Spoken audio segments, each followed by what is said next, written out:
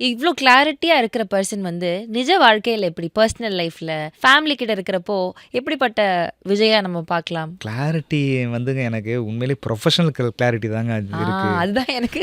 அது மட்டும் தாங்க இருக்கு. மத்தபடி பயங்கர குழப்பம் தான். அப்படியா?